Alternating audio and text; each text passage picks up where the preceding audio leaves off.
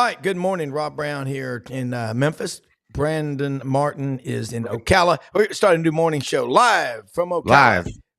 This is the farm report. Double Celsius this morning. That's how I feel. Well, I'm drinking some concoction that Audrey came up with: pineapple, cabbage, and booze, strawberries, and it's a detox thing. I'm telling you what, man. Where's it's mine, good. Audrey? Where's mine? Yeah, that's all I want to know. You take an IV of this stuff. It's good. Got the wind warning over here in Memphis today. Wind 25, 30 miles an hour. Wherever you're listening, always pay attention to the weather guys, weather gals. They know what they're doing. Got a lot to cover today. Chris Lee, the Southeastern 14, always one of the best. Covers them all. Soon to be 16. And second segment, Mitch Davis, the MitchDavisShow.com is going to check in. Yancey Porter will be with us later in the week on Friday. Hopefully, he'll be able to come by the remote down in Oxford at the Vitamin Shop. And in the third segment, Rodney Orr, Tighter Insider. Yeah, if you can't be a Tighter Insider unless you're a subscriber to Tighter Insider, and it's only $48 a year, okay? So, Brendan, we're going to have some fun today. And also, we're going to tell people how I didn't even know this, and I do a show. Hit the allow notifications thing in settings. I'll let Brendan handle that, and you'll get an alert every day. It's really cool. Yeah, well, I just let everybody know because my daughter, who's 11 years old, is still, she teaches me about technology. She said, Dad, you got to tell people on YouTube, if you're watching on YouTube, you got to allow notifications on your phone, Android, whatever. Go to your settings, go to YouTube, or go to notifications and select YouTube to get a notification, because then when we're live or we put new stuff on, you will get a notification if you're subscribed. How do you subscribe? Well, it's real easy. If you're on a desktop computer, look for the little YouTube icon in the bottom right-hand corner. I put it in there for you. Hover your mouse over it, click on it. It's going to say subscribe. Hit the subscribe button. And if you're on your phone and you're seeing the chat, just pull down. Just do a little pull down. It will reveal underneath it a little button. It'll say subscribe. It'll make it real easy. And then by tomorrow and stuff, I'm going to have a link for you guys to go to and make it super easy. So that is how you join the show, and you get free notifications and get this great content from this guy, Rob Brown, and everyone else on the show for free. So support us. We want to help you. There. Yes. That's all I have. SECU. Yes. SECU. All right. SECU. I'm going to take us to the open, Rob, and we'll be right back with Chris Lee right after this short break.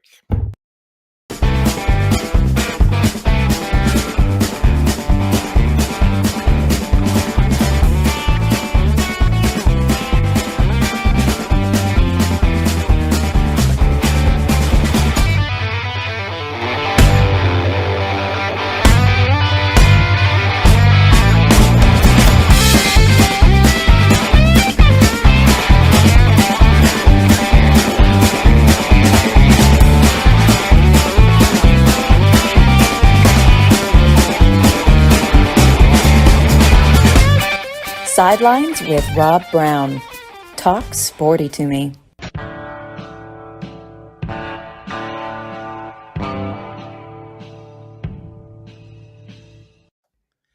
All right, Rob Brown here with you on this Tuesday morning. Chris Lee, man, how fast is the news happening? It's happening so fast that you can't leave your phone for more than a few minutes. And there's something else with the NCAA. And, everybody's saying, is the NCAA done?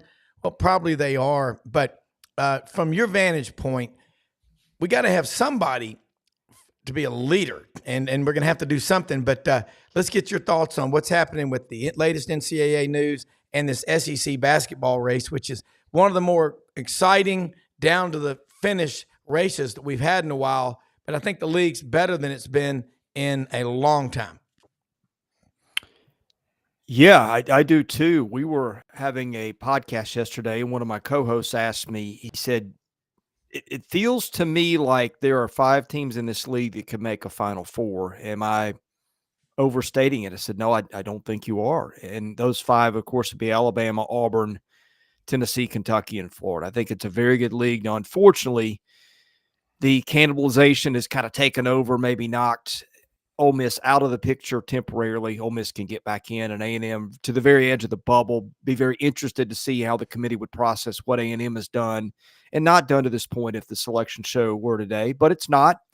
we got 2-3 more weeks for this to play out, and there's a lot of basketball to be played. Last night, I'm listening to Rebel Yell Hotline with our friend Yancey Porter, who was supposed to be on this morning, but he's got the funk, he said. But they were thinking they've got to beat Alabama, and that gives them a good shot. How close is Ole Miss, even though they're going to be over 20 wins, I'm pretty sure? I mean, I've done bracket guesses for years, and it's kind of always a beauty is in the eye of the beholder situation. So Yeah. I don't know what the committee is going to value and not. I will tell you this. I could make a case that Ole Miss is in, and that would be based on KPI and ESPN Strength of Resume. KPI has Ole Miss at 39, and Strength of Resume has Ole Miss at 33. That's as of, I think, 2 days ago. I wouldn't think they have changed much. In the meantime, Ole Miss has not played a game. No other teams have. They can move up or down. That is firmly, really, if you're in the top 45, I think you're going to get consideration. Now, the problem is the predictive computers.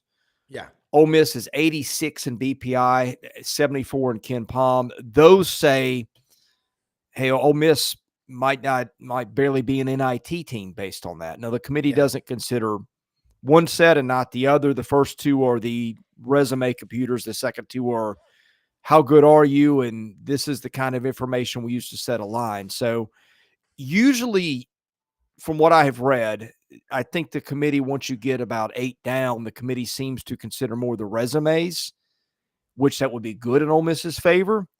But the strength computers are also kind of loud too. I don't know how that balances out. I will tell you this. Wins over Florida and Mississippi State, also A&M. A&M is probably one of the last 2 or 3 teams in the tournament right now. I think a lot of these teams in this range, including A&M, have got more wins of consequence. So I think that's going to be one thing that hurts Ole Miss. But again, lots of basketball to be played. Yeah, and you mentioned Texas A&M, Buzz Williams. They a couple of years ago had 27 wins, did not get in, and almost won the NIT. But again, they wanted to be in the tournament. Those Ken Palm rankings, strength of schedule. Yeah, if you've got to be in the top 40 at this point, I would think, to really feel good about your chances in the tournament. Here's another team I want to ask you about. We talk about Tennessee and Kentucky. Those two right there, Tennessee won in Lexington, but Kentucky's the most talented team in this league. They're on again, off again. They lost at LSU at the buzzer Wednesday night. Then they go back home and beat a hot Alabama team 115-95. Is this Kentucky does this a lot? They get hot in the tournament, the SEC tournament, and then they go on a roll. You see that happening with this Kentucky team? They've got really good guards like Florida does. We had a discussion about this on our power rankings yesterday, and the thing that I brought up, I think we put too much on recency. If you look at Kentucky, obviously that win over Alabama was really loud, showed what Kentucky could be. You go back one game before that, gets beat at the buzzer at LSU by an LSU team that might be in the NIT today, might not be. And for good measure, LSU followed that with the stinker at home over Mississippi State. You go back 2 weeks ago, Kentucky was losing to Gonzaga at home, to a Gonzaga team that was really nowhere near the edge of near, I guess, maybe first 8 or 10 out, but not in. And it just feels like we played that game with Kentucky all year. I've said all along, there's really been only one team that's been super consistent and great. That's been Tennessee. Tennessee's stinkers, they don't usually put consecutive games together where the Vols play badly. I mean, I don't know. If you said to me, hey, Chris, Kentucky is going to the Final Four, I could believe you. If you said to me, hey, Chris, Kentucky is going to play awful, it's not going to defend, it's going to get upset in the first round, I could also believe you. That's the problem with the talent that they have. Best talent in the league. You just don't know what guys are going to show up on which day. Florida, they've won, I think, 8 of their last 9 games, and they're playing really good basketball. What made me a fan of what they were doing was looking at the statistic 3 weeks ago when they were leading the nation in rebounding. And they've got really good guard play. How deep can these Gators go? That's one of my 5 teams I think could make the Final Four. No, I think that you've got Kentucky, Alabama, and Florida. I've maintained for a while they're the same class of teams. They are really good offensive teams. Defensively, not always there. It can happen in degrees. Alabama showed up and defended at times. Kentucky went through a week where it defended. I don't know that Florida's top-end firepower is quite what it is at Alabama or Kentucky, but this is a team that did go and beat Kentucky. Look, I talked about consistency a minute ago, Rob. The other team in there that's been really consistent has been Florida. Last time Florida got beat double digits, it was early to mid-January, I think. I don't have that in front of me. Now, I don't think Florida's schedule, and that was the at Tennessee game in game 4 of the SEC schedule. I don't think that Florida's schedule since then has necessarily been what some of the other teams. I mean, although I look, they've played at Alabama, they played at A&M, they played at Kentucky. But I mean, there's some other teams that probably played tougher schedules. But here's my point: I think Florida and Tennessee have been really consistent, and that's something I value going to a tournament. But then again, the flip side of the coin of inconsistency is you can be really good sometimes and string together a good week or two. And so I think that's on the table for teams too. I'm just more nervous about picking a team that week in, week out, you don't know what you're going to get. But the NCAA tournament always brings us a team that was an 11 seed or a 12 seed and gets it to the Elite Eight. And the definition of one of those teams is inconsistency, right? Because if you put together a long stream of consistency, you wouldn't be an 11 or 12 seed. That's a lot of talking to say I value consistency, but then the tournament is it's teams, strings of teams sometimes that have been very inconsistent putting together a run. Somebody's always going to do it. Just putting your finger on who it is almost impossible. Well, the other thing is San Diego State last year, Florida Atlantic. You had a bunch of guys that have been together for 3 or 4 years. Yeah. Those teams, watch out because that's who will show up. I won the office pool a few times betting on the final, the Sweet 16, the whole tournament, March Madness. And what I do is I just look at teams, in my opinion, that have really good guard play, but also look at the ones that I see that are consistent and that have been together for a long time. That's the part about Kentucky. All that talent, do they know each other? Do they know how each other are going to react during tough times? That's what you don't know. I don't think any of these Florida guys on their starting 5 started their careers out in Gainesville. Connect came from University of Northern Colorado. So there's a lot of different scenarios. And another one, South Carolina. I want to ask you, then we're going to get to some other stuff at the NCAA. I have to say go Bears every time you say Northern Colorado. Every time. Because every time. Yeah. So, the most famous bear of all, Connect, and Brendan Martin. Yeah, that's right. Well, Chris, I mean, it's South Carolina. They're 10-4, and people say, people love to say they've been exposed. Well, they must be pretty good because they're 10-4, and they've won over 20 games. Yeah, on talent, they are not up there with those other 5 teams. I don't think there's much question about it. No way. The Ken Pom ratings and those things suggest that they're not. But at the same time, this is a team that's got a lot of guys that played a lot of ball. BJ Max played a lot of ball. Talon Cooper's played a lot of ball. I'm leaving. Miles Studi's played a lot of ball. Just not at South Carolina, which is the case for a lot of teams, except for Tennessee, which is another reason I'm kind of big on the Vols. Those guys have played a lot of ball together in past years. But here's what I'm getting at.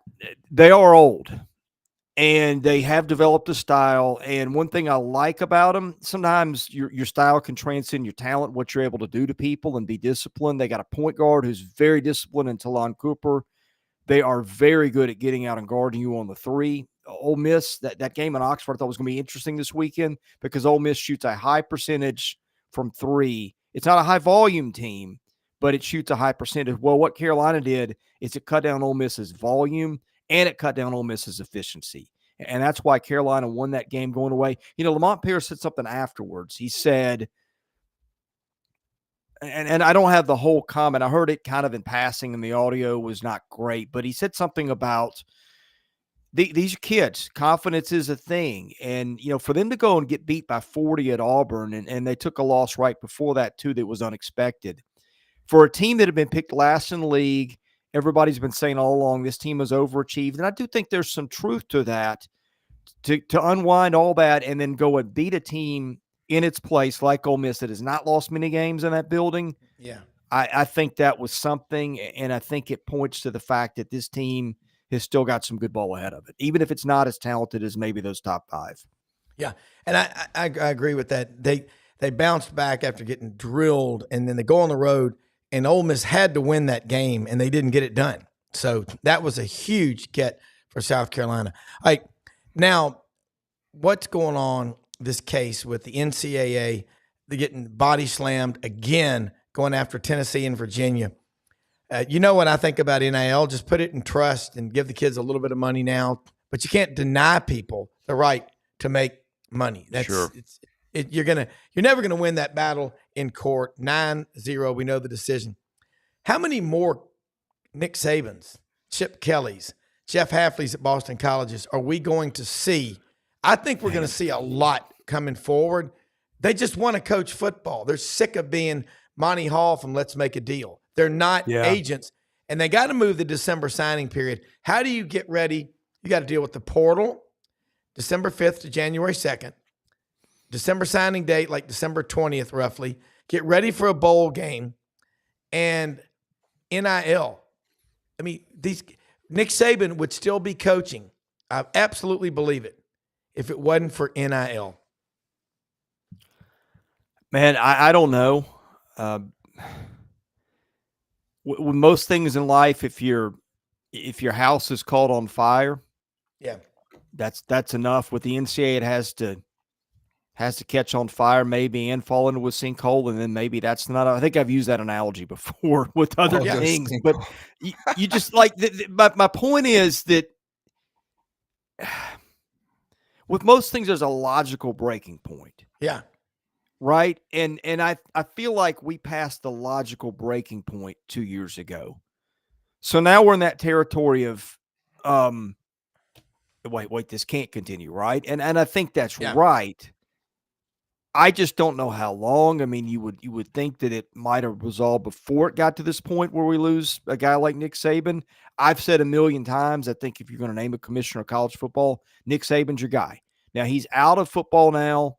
I mean, I know he's still got an office at Alabama and I guess gets paid by University of Alabama to help with something, but now he's in more of a position to do something about it, I would think, by being virtue of not being a football coach anymore. Mm-hmm. The league office is in his home state. I would hope that there's something in there. You got the Big Ten and the SEC starting to talk about, hey, what's this going to look like going forward? I can't keep up anymore. I mean, stuff happens so quickly and it's so complicated and there's so many variables, but you would think that all these things move us one step further towards a more cohesive solution, but who knows? Well, the bottom line is if it's Nick Saban or it's a group of people like Urban Meyer, or you go get, Rick Neuheisel, we need leadership. We don't have any leadership right now. We have Charlie Baker, former governor of Massachusetts. What the hell does he know about collegiate sports? I'll give him credit. Governors, by mandate of the state legislature, have to balance their budget. That's right. Good. But we've got to we need a guy like, if it's Nick Saban or Urban Meyer to come out and say, hey, when I was a ball coach, I came in to coach football. Y'all are throwing all this stuff on us, and I get paid a lot, but I can't keep assistants. That's what we got to be paying attention to. Well, you also have a system that's founded under, we're going to treat, for a long time, we're going to treat football just like we treat women's volleyball and men's soccer and women's lacrosse or whatever. And that's never going to work with all the differences. Well, bottom line is the women's sports, men's sports, Title IX, you got to be, and Mitch Davis is going to join us here in just a second, but you've got to find, okay, what makes money? There are 91 national championships the NCAA runs, okay? They don't run football. And is that going to go from a 14 playoff at $450 million a year to 12 teams? Does that transfer to $1.35 billion? Again, there's a lot of good comments coming in. David Arnoff, the kids need to be employees with benefits, retirements, and collective bargaining. You got to have structure. Everywhere else in the world, you've got structure. I mean, go back 10, 15 years ago, a lot of doctors left when Obamacare came in and went as hospitalists or whatever, went to work for hospitals and left their private practices. The free market will fix this, but in the meantime, I'll predict we're going to have a lot of 28 and 30-year-old head coaches at schools, and we ain't going to like it. Yeah. And they're not going to get paid $6 or $10 million a year. You know why? Because they don't have the experience. And everybody always says, well, the coaches get paid all this money. You've got to think about the quality of the coaching. And I mean, David Arnoff's right. And I'm just saying, I just know some doctors that said, I'm going to leave and go work in a hospital so I know what I'm making. But again, that worked out because doctors that I know, most of them are still in private practice. It all works out. But Kirby Smart, you keep hearing about Arthur Blank and the Falcons. I don't think he'll take that. I mean, that's crazy. Nobody wants to be the Falcons head coach. But how long will Kirby Smart be able to maintain this driving at 110 miles an hour pace? Nobody can do that forever. Yeah. And you've got to be able to enjoy coaching football. That's all I'm saying. I'm not a Georgia insider, but I've talked to people who are, and the thought down there, I've heard this for a couple of months, is that they don't think Kirby Smart is in it to coach as long as Nick Saban did. It might be 3, 4, 5 more years than he's done with it too. Now, maybe if you change everything, it looks different. But yes, I think you're spot on. I think we heard that with one of our Georgia 247 guys last week, and Dog Nation or whatever it was. He was just saying the same sort of thing. A lot of people have to think about Kirby's age. Kind of think about like his buy-in on this whole thing. I mean, and look at the level of frustration that he had at the end of last year. When you don't have to deal with it, and now you're coaching in what is going to be like NFL junior, which is completely and totally a mess. Why in the hell would you want to be a coach in college football right now? Why do you want to be the one that takes it on the chin? Because somebody's going to be the GOAT. There's going to be a bunch of assholes in this whole thing. Yeah. And so you're going to end up being that person. So what's the point? And I think that's why we see coaches taking, Chip Kelly taking a position as offensive coordinator. Why not get more and sort of hide out for a minute, get more in the X's and O's of it, because these new head coaches are going to be like, startup leader SEO guys, which is the worst job in the world, because I've done it before. It sucks. And it's really because you're making more mistakes than you are making good decisions. And in the world of media and everything else, those good decisions, they don't make the news. If it bleeds, it leads. And, right now the SEC is bleeding all over the place. Who wants to come in and be like, okay, I got this, I'm going to fix it? I don't know if I would want to, because you put your career at stake. And, I think that's why we're seeing a lot of these coaches, sort of insulating themselves and saying, okay, well, I'm going to see what happens here and then I'll make a move. And I think we're a good year from any sort of big moves, because, Sankey's come out and said, well, 2020, this season's going to be the same. We got a whole new college playoff system to install this time around, and I think, in the SEC, a la Oklahoma and Texas joining. I mean, there's a lot of other storylines, I think, that and issues that we're going to be tackling going forward than this particular thing, because I don't think anyone has the answers, and I don't think anybody wants to be the one with the answers. Yeah. Well, Brendan, Chris, go down. Go ahead. I'm sorry, Rob. No, you answer that. I think he's right.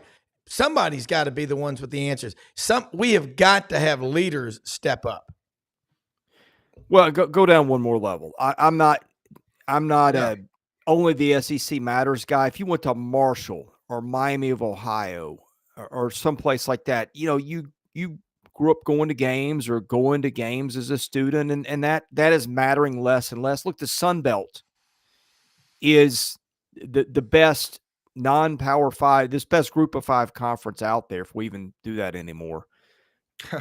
And it's in a fertile recruiting territory where you can find some guys that Auburn and Alabama and LSU have overlooked. And what is happening there? You're seeing successful head coaches lead to be coordinators. You're seeing head coaches lead to be position coaches in the SEC. I think that's tragic. I'm not just dead. It's an SEC in the Big Ten, and everybody else can go pound sand guy. I really think college football is better when those guys have something to cheer for also. And I think what is going on there is awful. Yeah. Well, look, Chris, we got Mitch Davis is going to be on with us here in just a second, but I know you got stuff that you've got to go do, but unbelievable conversation. If we don't get leaders, the mess will continue. And we're sitting here watching while, Rome burned while Nero fiddled. That's what's going on. I mean, it's just, that's nothing else. You can say it all you want. We have got to stop sitting on the sidelines. I'm talking about the so-called leaders and doing nothing because they don't want to be, you know what we need? We need a return of alpha male culture. Just go in there and say, look, knock off all this crap. This is how it's going to be. If you don't like it, you know what? Go to your little safe space or whatever, but get out of my face. I mean, that's what we've got. Who's going to bestow the power on somebody to do that? I think you just take it. It's like a stray dog that shows up on your porch. They come find you. Yeah. What are you saying? I will give you my idea on the way out the door. I've got to go record our stuff this morning for Hoops, but I'll give you my idea. And I don't know exactly what this looks like, but if I'm Charlie Baker today, I'm going to Nick Saban and say, hey, let's get in a room. Let's have a week somewhere in Destin or whatever. Let's get together some other retired coaches. Let's bring down some coaches currently that, before they start spring ball. Let's get in and lock ourselves in and let's hammer something out that'll work, that's pragmatic. Correct. They know all the things they've got to work around and just get it done. And I would do that until we figure something out. Is the first solution going to be perfect? No. Will it be a lot better than what we have now? I would bet my house on it. Yeah, I would too. Chris Lee, tell them how they can follow you and keep up with you, and always love having you on. Well, thank you. Thank you for having me as always. Southeastern 14, if you go to YouTube and search that's where we are. We are closing in on 15,000 subscribers. Subscription is not a paid thing. It's just like a follow. We are in the middle of basketball. I'm trying to follow baseball. That's 28 teams I'm following at once between those. And, hey, when football stuff happens, which it always does, we try to stay all on top of that too. All the last week or two we've slipped a little bit there. But if you like your SEC sports from the 30,000-foot view, we're not as good as your favorite beat writer who's covering Auburn or Ole Miss or whoever. But if you want to know what's going on everywhere with everybody, I think we do a pretty good job. You do a hell of a job. I love your show. Thanks so much. I want my Vanderbilt hat. We'll work on that. Okay. Yeah. Thanks, Chris Lee. Be well, guys. We'll see you next week. Let's bring in Mitch. He's been patient, and I know he's got a real job to go to, so you want to roll him in. Mitch Lee, what's going on, buddy? Mitch Davis. Mitch Davis. Sorry, I'm dyslexic. It's a Tampa Bay Rays fan. My God, he puts go Rays. Screw you, man. Chat. Screw you. Hey, where is my head now, dude?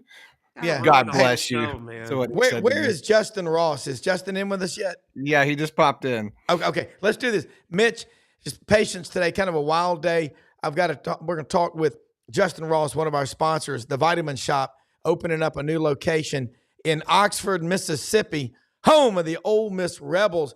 We're going to be there Friday morning at 8 a.m. Central at the new Vitamin Shop. I love the Vitamin Shop. I have been a shopper, and my British friend Nigel calls it the Vitamin Shop. But the Vitamin Shop, you get real advice from people who know what they're doing. They're trained.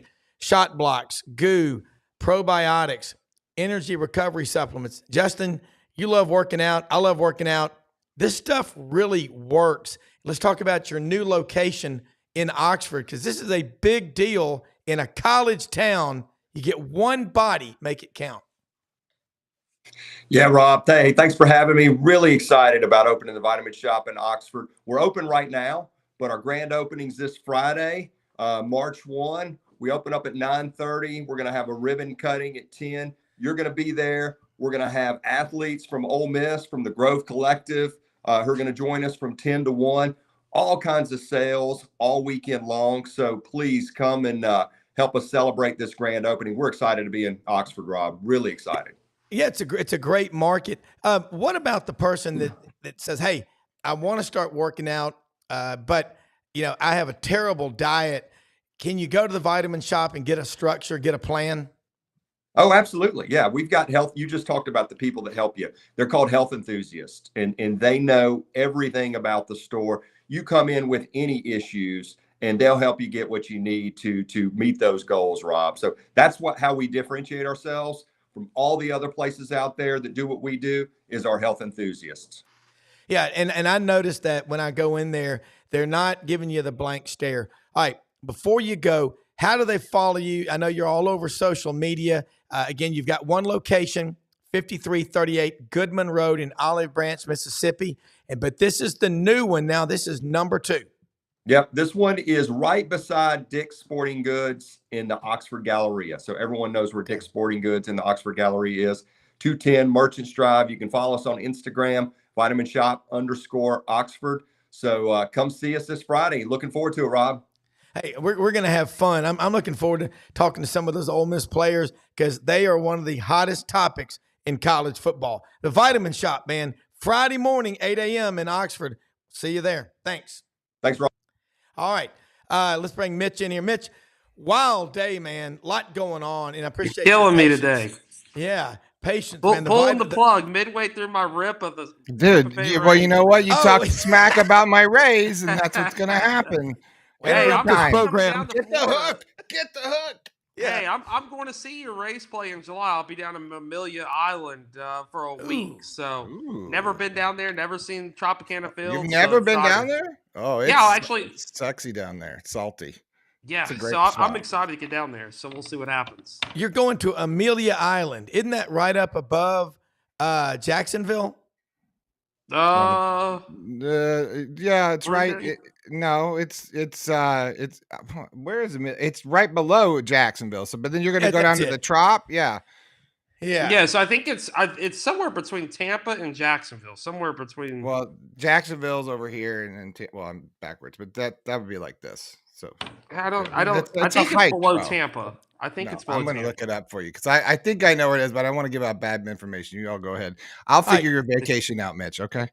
Yeah, Mitch, and look, Mitch, we got basketball, heavy race going on right now. Yeah. You know Kentucky basketball really well. You cover Mississippi State. You cover Ole Miss. This Kentucky team got a lot of talent. We just talked with Chris Lee about it. Let me give your top 5 in this SEC race right now.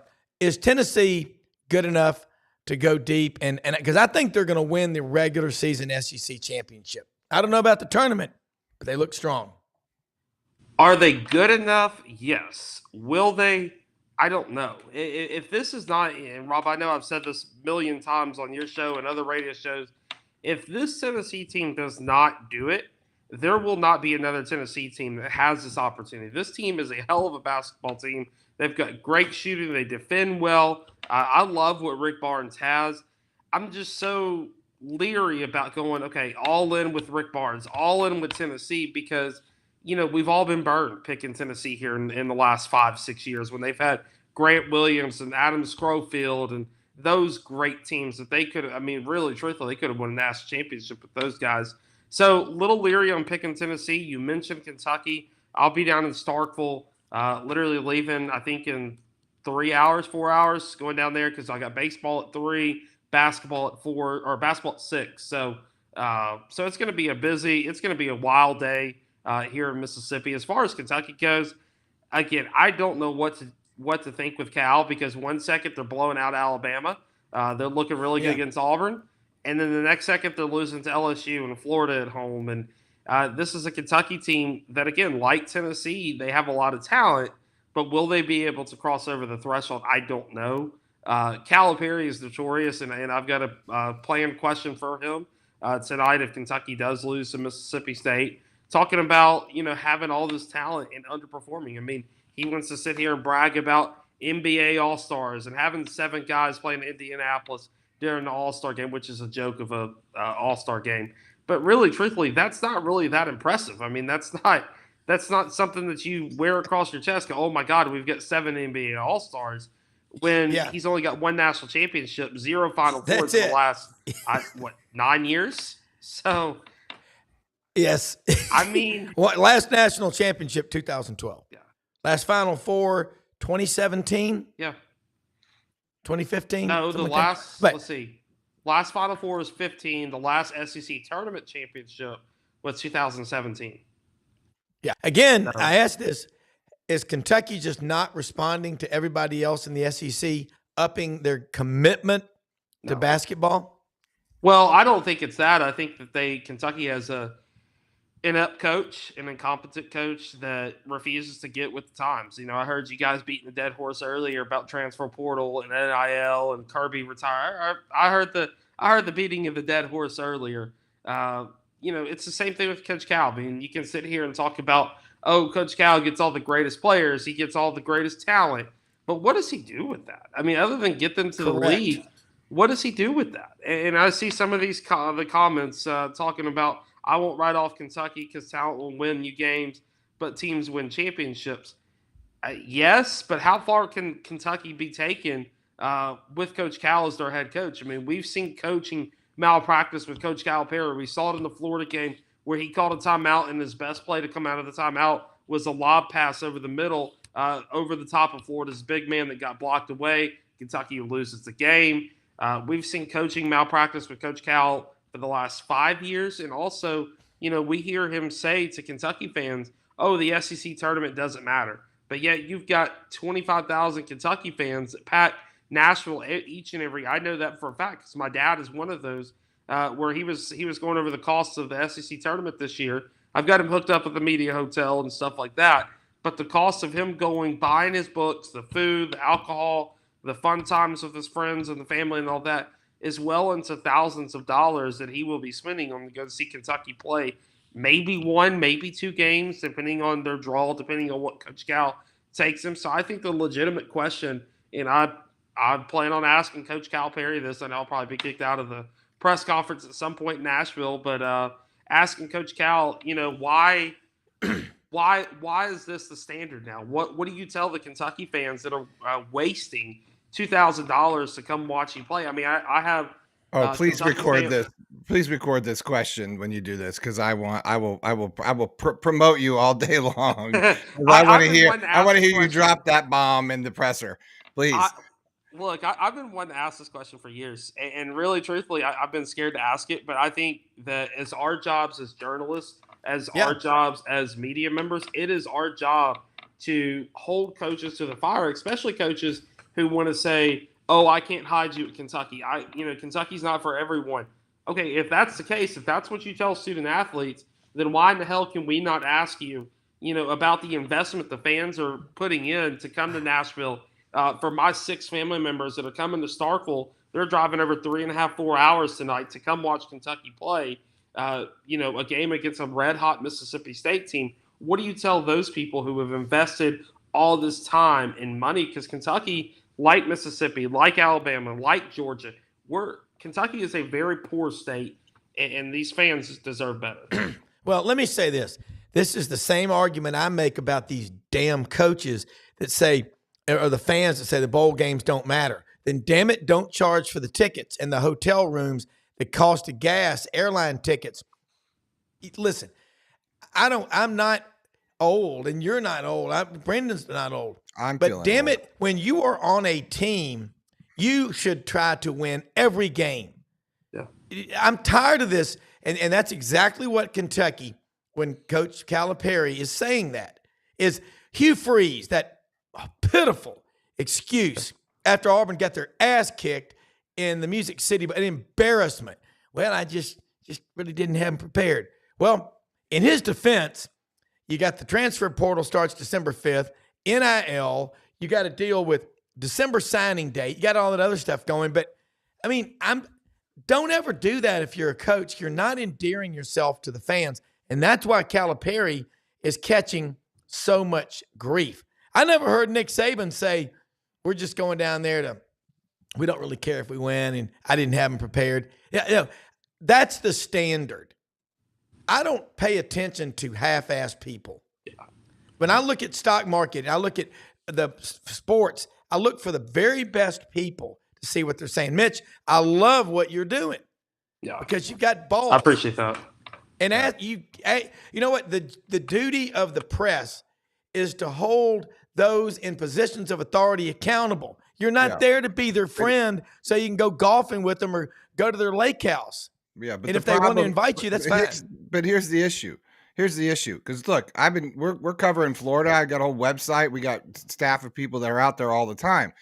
You ask that question, you get one question, and then you will not get the microphone ever again. Yeah. Because they will shut you out. It's not a matter of the press not asking the questions. The press knows that if they ask the question, they won't get another question and they won't be effective at their job. So if you're a beat writer, then or whatever. So my point is, but the questions need to come from non-beat writers, people that can come in and ask these one-off questions or whatever, because as a collective, as a media, we have to push in harder, because all that's happening, thanks to a lot of Nick Saban ways, is that they've cut off access. You get viewing time to go see spring practice, right? And then it's like calisthenics and some other you get 10 minutes in fall ball, for like once a week, and you can shoot some drills. I mean, and look, do I understand why? Sure, but to protect strategy players, sure. But when it comes time to hold them accountable, it's difficult because the schools are shutting down access, and I think that's what we're. Go ahead, Mitch. And to kind of piggyback off of that, Brendan, I'm gonna be careful how to say this. So this past week, I have had to fight very hard for my Kentucky credential Tuesday night. It's kind of a known secret now that I've kind of talked to people in the business. And Rob, I can't remember if I've reached out to you. I was told the local Kentucky media took precedent over some of the local non-everyday Mississippi media this past couple weeks. I was told, hey, we're not going to let you know until the couple days before. I didn't find out that I got credentialed for the Kentucky game until Sunday night at 11 o'clock at night. And I think that there are programs. Ole Miss is one of those that gives ultimate access to everybody. I can reach out to Ole Miss's SIDs and say, hey, I'm coming to the game. No problem. There are programs in our conference that are a little bit more reserved. So that's what a lot of us, and to kind of piggyback what Brendan is talking about, some of us are put behind the eight ball because there are media people out there, and y'all know this, that are donating to NIL funds, that are going to dinners with the coaches and playing golf with the coaches. And then there's guys like me who are the independents that are local in this market. I'm in Mississippi. This is my market.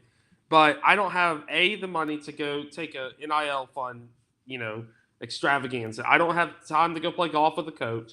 And I'm not getting some of those interviews that some of the bigger name media people in the state are.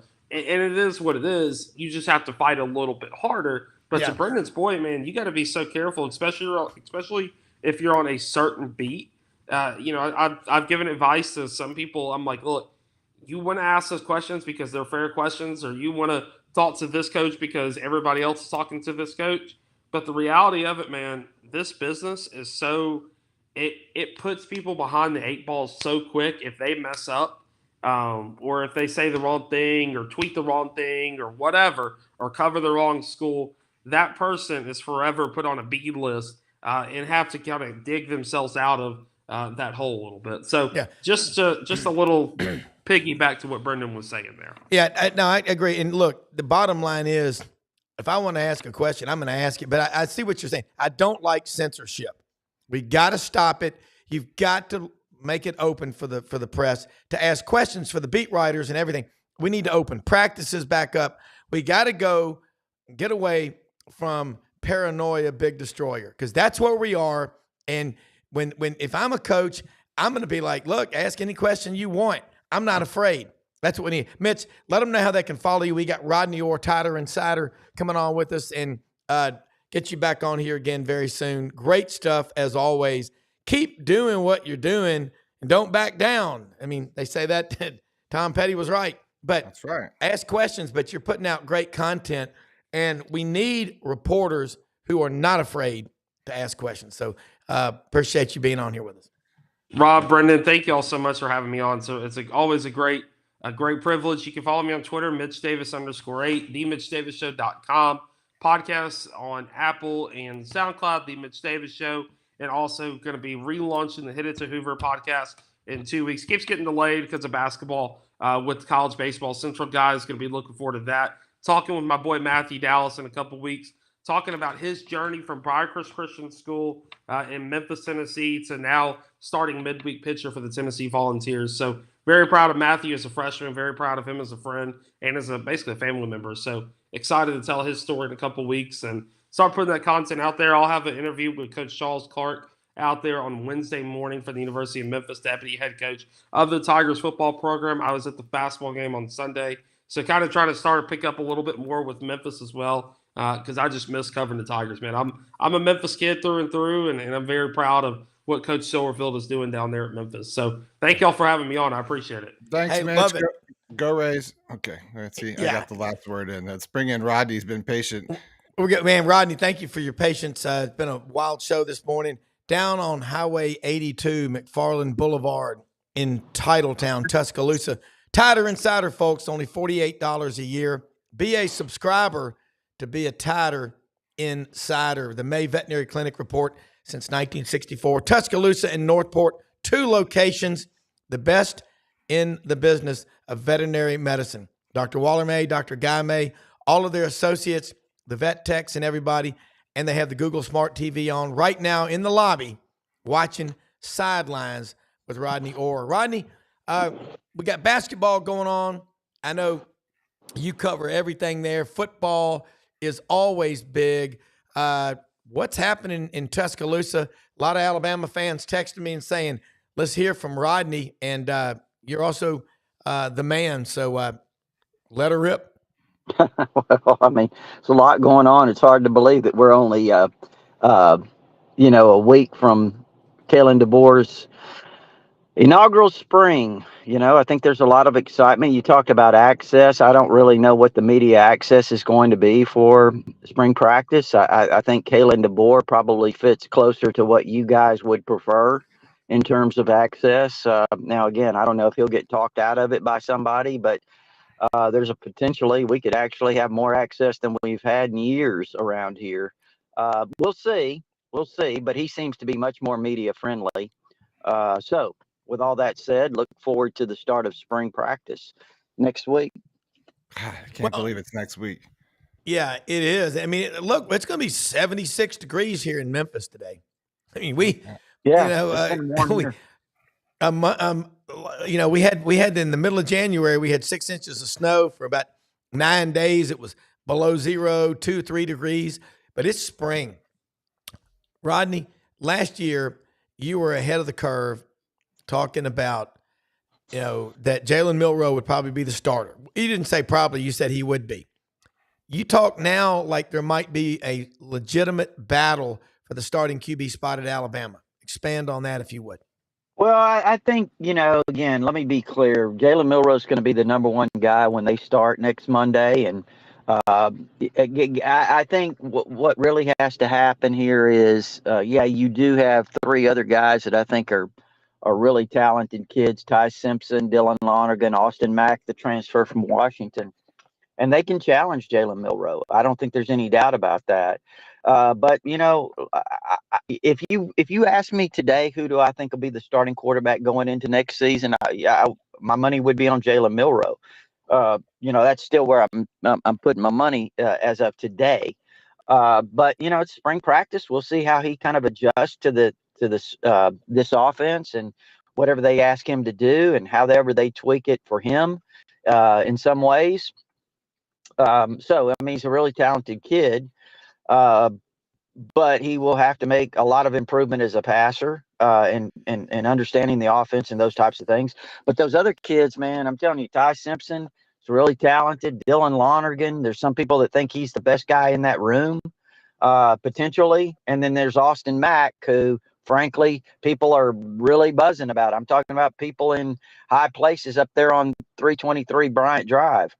They've got some really strong impressions and feelings about his potential too. So, we'll see what happens. I think it's going to be interesting. And I do think that, Kalen DeBoer is going to allow all those guys to get their reps and challenge. Rodney, in the last 10 years, if you look at that blue chip index, which is a measure of 4- and 5-star talent signed every 4-year cycle on the roster, it's been Georgia and Alabama swapping places at number 1 or 2 in the talent segment. 85% of the roster is just 4 and 5 stars. Yet 31 players leave when Nick Saban retired. I think 29 hit the portal, and then 2 of the high school kids that signed decided they're not coming.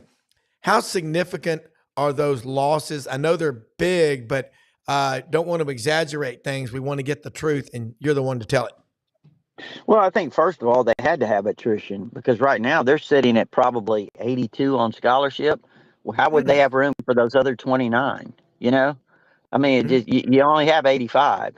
So they knew attrition was coming. Nick Saban had already told people, because people inside the building had told me that, look, if Coach stays, and this was back in the summer, early part of the season, Coach is going to make a lot of changes. I mean, he's going to gut the part of this bottom half of the roster. And I say half, I don't know if it's exactly half, but a bottom part of the roster, he's going to gut it, and he's going to go out and he's going to get other people's best players. So I think that was the plan. I mean, you knew that you were going to have a lot of attrition. You had to. You just simply weren't going to be able to make the numbers work.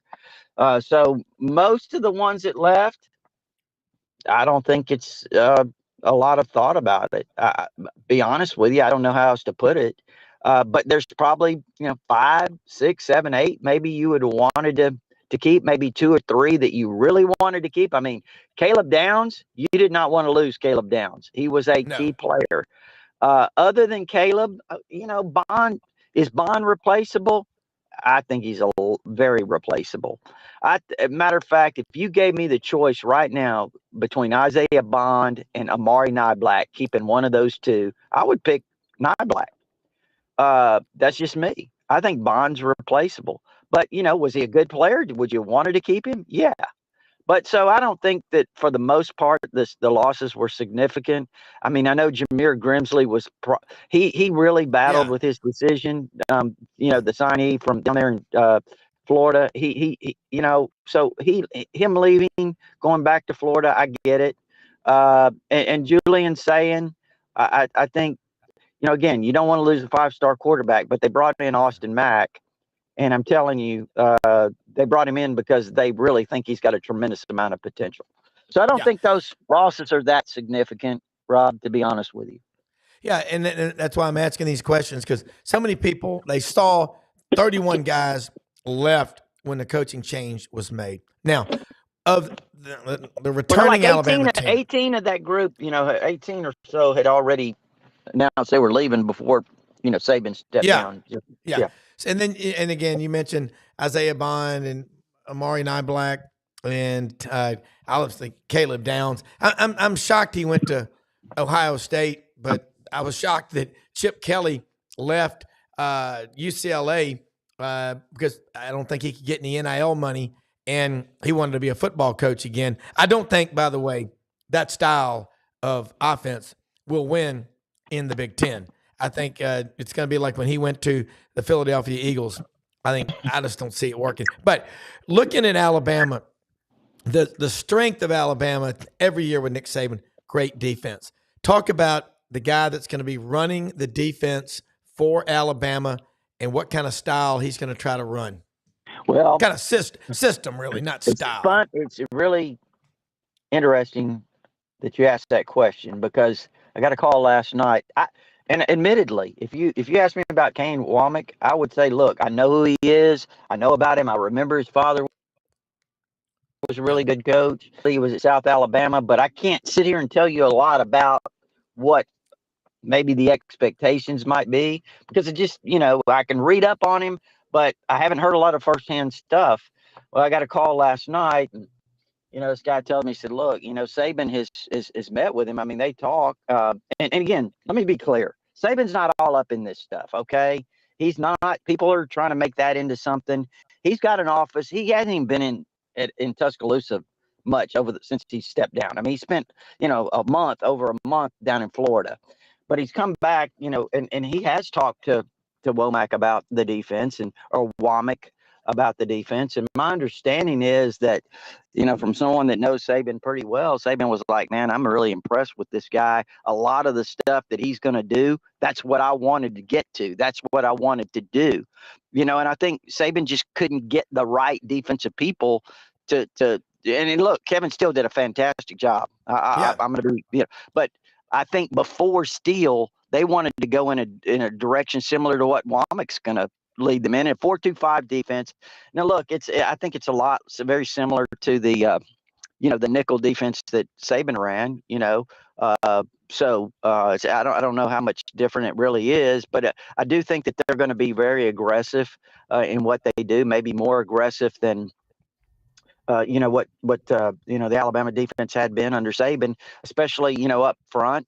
I think that they want to create a lot of negative plays and with their front guys.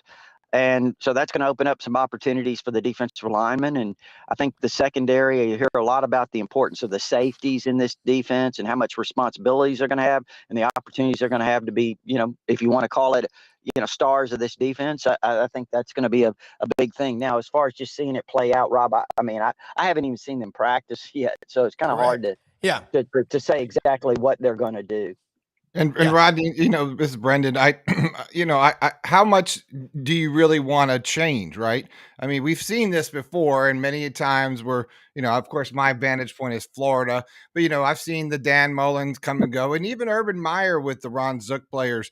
There's always that, hey, well, those weren't your players that you won with, those weren't your guys, whatever. But how much do you really want to change if you're Alabama right now? Because it's not like you were bad last year. No, I think the real important thing is, that Kalen DeBoer is Kalen DeBoer. He's himself. And that is really key. And everyone I talked to over there said, look, he's not afraid to emulate, nor is he afraid to make a change. He's going to do it what he feels is best. And I think that's the key right now when you're replacing a guy like Nick Saban. I mean, obviously this doesn't happen very often in history. I mean, there's Bear Bryant and then there's Nick Saban and, these kinds of changes when you're taking over for a guy, whoever it is, very successful, that a guy's willing to be himself. And I think DeBoer is that way. I mean, I think he's going to be Kalen DeBoer and do it his way. But with that said, Brendan, I'm being honest with you. I think you're right. I don't think he's afraid to say, hey, look, this isn't the way we did it, but that's a very successful way of doing it. We want to incorporate that from Nick Saban. I don't think he's going to, there's some coaches come in and they demand their own way and they're not even going to consider. But no, I don't think he's intimidated of any of it. I really don't. So, again, I know it's really positive, but I think there's a lot of positive vibes around Kalen DeBoer right now and the way he's kind of stepped in these last 45, 50 days, whatever, and kind of doing things, his way. Yeah. And for anybody that thinks that they play a soft brand of football at Washington, they're obviously a football idiot. They don't know football. And you think about in the Michael Penix Jr. He was injured in the national championship game. He's a hell of a player, but I picked Michigan to win. You know that because I thought they were better on both lines of scrimmage. For Alabama fans that show up at A-Day this year, I think it's April 13th or 14th, you said? 13th. Yeah, 13th. Okay. What are they most likely to see that's totally different from what they've seen in the last 17 years with the man from Monongah, West Virginia, Nick Saban, as the head coach? Yeah, that's a good question, and I wish I could answer that, Rob. Because look, Get your crystal ball out, Rodney. Hey, look. Well, here's the thing: we saw so much from Nick Saban. I mean, over the last 17 years, the one thing about Nick Saban was he was very flexible. I mean, we saw some really bad A-Day games. I'm talking, we saw because defense dominated, and Jalen Hurts couldn't hit the broadside of a barn, in some of these A-Day games. Or Blake Sims, they called him you remember Blake Sims, of course, 2014. They called him rat trap grounders because he skipped the ball to receivers in the A-Day game. Well, you saw he went out and threw for 3,400 yards the next year. But anyway, but then we saw Tua, and we saw Mac Jones, and we saw Bryce Young, and we saw the whole gamut of stuff, from Nick Saban. So what do you? Look, I really think this guy, Kalen DeBoer, is going to be bringing it. Again, I say bringing excited. There's been a lot of exciting brand here already, and in different ways, whether it was a power running team or whether it was whatever. But so I really don't know what's going to look different. I'm like everyone else. I'm kind of just excited to see what it's going to look like, and I look forward to seeing it. I mean, I really do. Yeah, Rodney. One more question. Before you go, and we just really appreciate you being on the May Veterinary Clinic Tighter Insider Report. And also, folks, catch him Tuesday nights, 6:30 p.m., Tighter Insider TV with our friend Gary Harris in Tuscaloosa. 30-minute show, 22 minutes of content, all about Alabama. It's a great show to watch. Watch it live or watch it wherever, but you've got to watch this show. Would Nick Saban, if asked, be the commissioner of college football if we go that route? Do you think? I know you don't know for sure. You're just asking me for a guess. Yeah. Yeah, just purely I would a swag. I think he would certainly consider it. Yeah, I do. He's the one that's been talking about a commissioner for a long time. And, Nick Saban, he's probably talking about it because he was envisioning himself in that role eventually. Yeah. I mean, that's right. You know what? I mean, he doesn't say anything without thinking first. Let me tell you. So I got to think he is. I mean, he's been vocal. Maybe he just saw the timing. He's like, "Hey, this is the next level." He doesn't want to go pro. What a wonderful opportunity to step in and be a leader. And like he is a natural born leader. I mean, I follow Saban's there's YouTube channels and stuff out there that just got all great speeches about Nick Saban. I mean, he's endearing when you sit there. He talks about life, he talks about philosophies of living and all this stuff. He's very endearing guy to watch and to listen. He's got great lessons. Yeah. Oh, tremendous. Hey, Rodney, I was in the grocery store a couple of days ago and picked up a thing on Nick Saban. It's a magazine about his career. You probably have seen it. Yeah, I saw that. Yeah. But I've always, when I'm out riding or driving, I listen to motivation tapes of people, and you name them. I don't care where they coach or who they are, and most of them will tell you what Nick Saban believes, and you believe, and I believe. Along the way to the top, people will line up on both sides of the street to tell you how you're going to fail. And you cannot listen to them. Oh, absolutely. Absolutely. Yeah. I mean, I've heard it since the day Kalen DeBoer took this job. Yeah. Yeah. People will constantly tell you about failing. I mean, who are you going to listen to? Yourself. You know what I mean? You got to listen. Who are you going to listen to?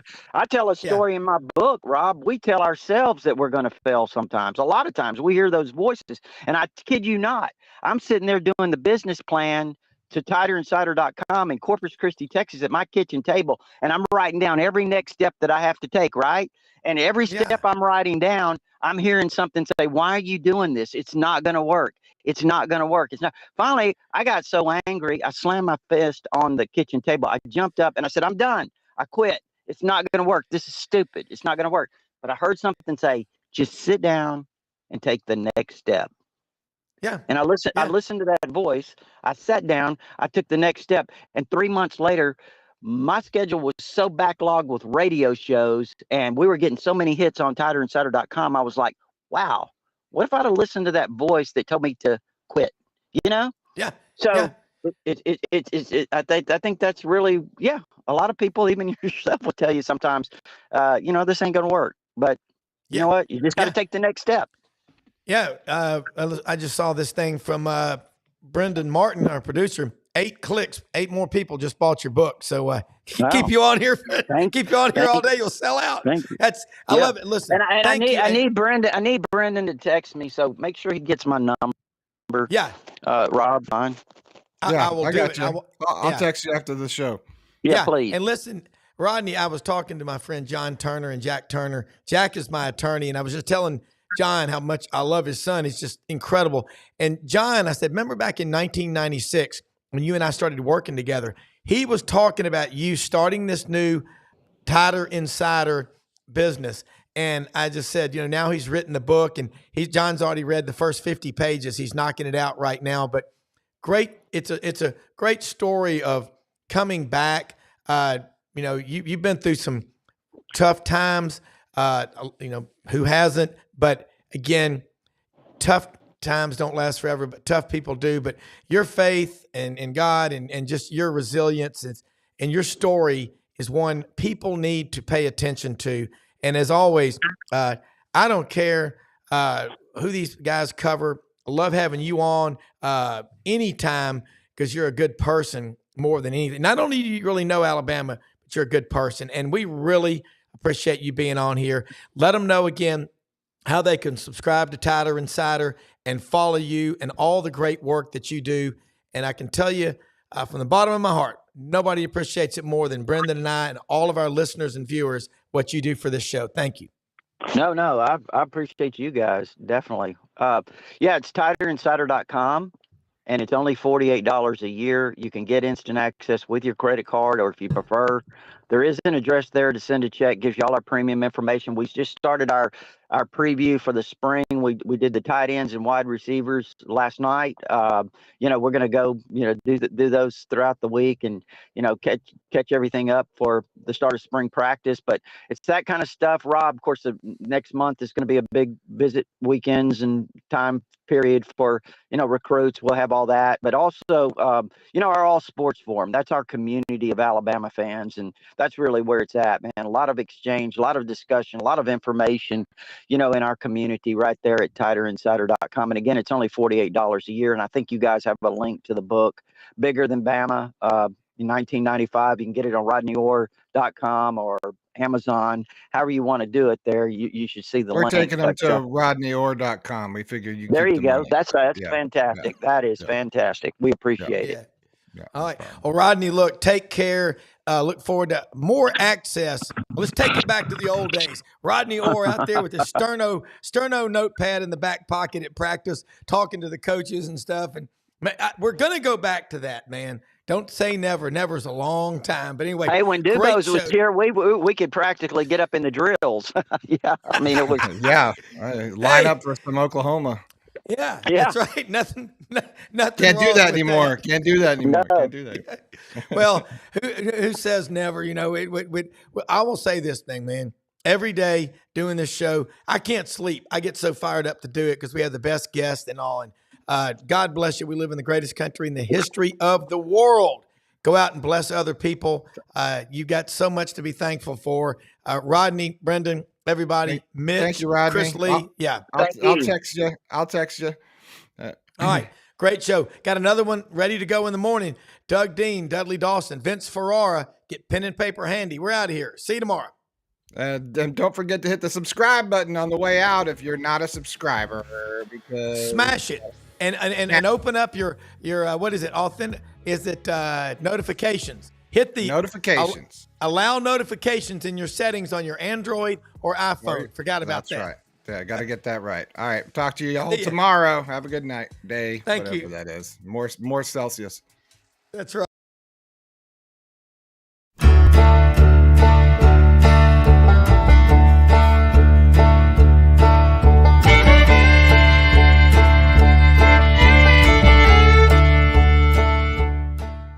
In a perfect world, you'd set a health goal and results would happen overnight.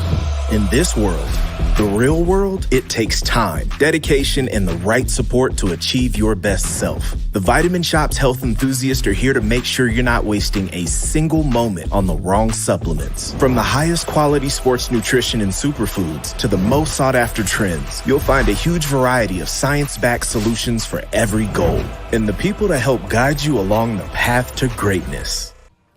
Unbelievably, every 2 minutes in our communities, a child is either bought or sold for sex.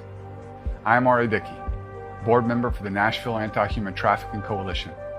Join me and millions of others in our fight against human trafficking and for its victims by helping to educate the most vulnerable among us, our middle and high school students. Go to nhtcoalition.org, become a partner, and help keep our families safe, because none of God's children are for sale.